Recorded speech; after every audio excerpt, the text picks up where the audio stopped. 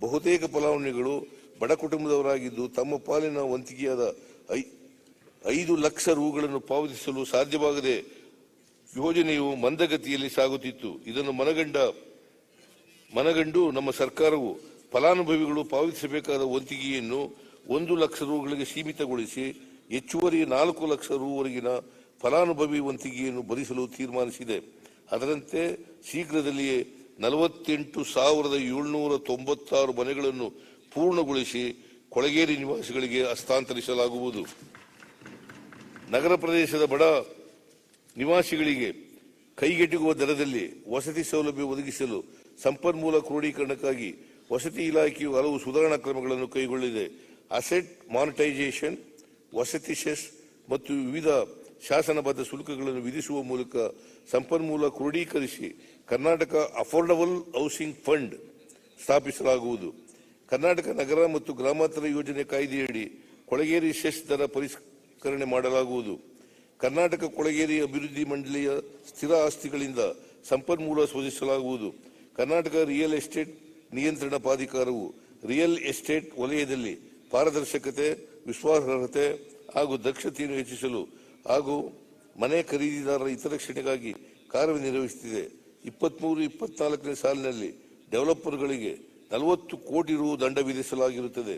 ಮುಂದಿನ ದಿನಗಳಲ್ಲಿ ದಕ್ಷ ಹಾಗೂ ಪರಿಣಾಮಕಾರಿ ಕಾರ್ಯನಿರ್ವಹಣೆಯ ಮೂಲಕ ಜನರ ಹಿತರಕ್ಷಣೆ ಆದ್ಯತೆ ನೀಡಲಾಗುವುದು. ಆಹಾರ ಮತ್ತು ನಾಗರಿಕ ಸರಬರಾಜು ಮತ್ತು ಗ್ರಾಹಕ ವ್ಯವಹಾರಗಳು. ಹಸಿವು ಮುಕ್ತ ಕರ್ನಾಟಕ ನಿರ್ಮಾಣದ ಕನಸಿನೊಂದಿಗೆ ನಮ್ಮ ಸರ್ಕಾರದ ಇಂದಿನ ಅವಧಿಯಲ್ಲಿ ಉಚಿತ ಅಕ್ಕಿ ವಿತರಿಸುವ ಅನ್ನಭಾಗ್ಯ ಯೋಜನೆ ಜಾರಿಗೆ ತರಲಾಗಿತ್ತು. ಈ ಬಾರಿ ನಾವು ನೀಡಿದ್ದ ಭರವಸೆಯಂತೆ ಹೆಚ್ಚುವರಿಯಾಗಿ 5 ಕೆಜಿ ಆಹಾರ ಧಾನ್ಯ ನೀಡಲು ತೀರ್ಮಾನಿಸಲಾಗಿದೆ.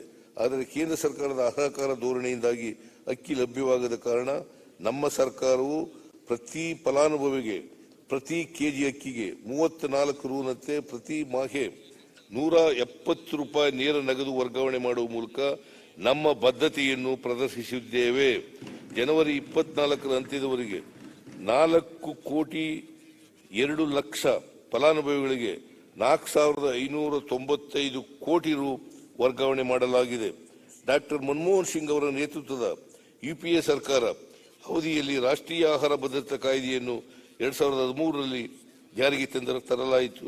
ಪಡಿತರ ಮತ್ತು ಆಹಾರ ಧಾನ್ಯ ವಿತರಣಾ ವ್ಯವಸ್ಥೆಯನ್ನು ತಳಹಂತದಲ್ಲಿ ಬಲಪಡಿಸುವ ಮೂಲಕ ಜಾಗೃತಿ ಸಮಿತಿಗಳಲ್ಲಿ ಜನರ ಸಹಭಾಗಿತ್ವವನ್ನು ಹೆಚ್ಚಿಸಲಾಗುವುದು.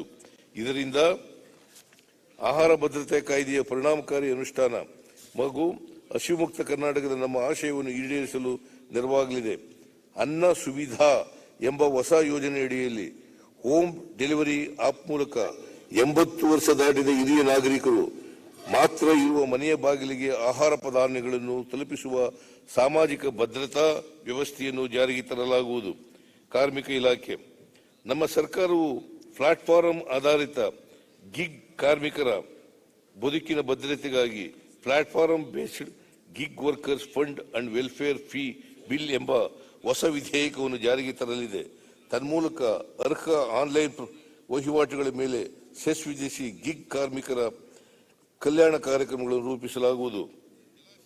ಪ್ರಸ್ತುತ ಆಶಾದೀಪ ಯೋಜನೆಯಡಿ ಅಪ್ರೆಂಟಿಸ್ ತರಬೇತಿ ಪಡೆಯುತ್ತಿರುವ ಪರಿಶಿಷ್ಟ ಜಾತಿ ಮತ್ತು ಪರಿಶಿಷ್ಟ ಪಂಗಡದ ಅಭ್ಯರ್ಥಿಗಳಿಗೆ ನೀಡುವ ಸೌಲಭ್ಯವನ್ನು ವಿಸ್ತರಿಸಲು ವಿವಿಧ ಕ್ರಮಗಳನ್ನು ಕೈಗೊಳ್ಳಲಾಗುವುದು.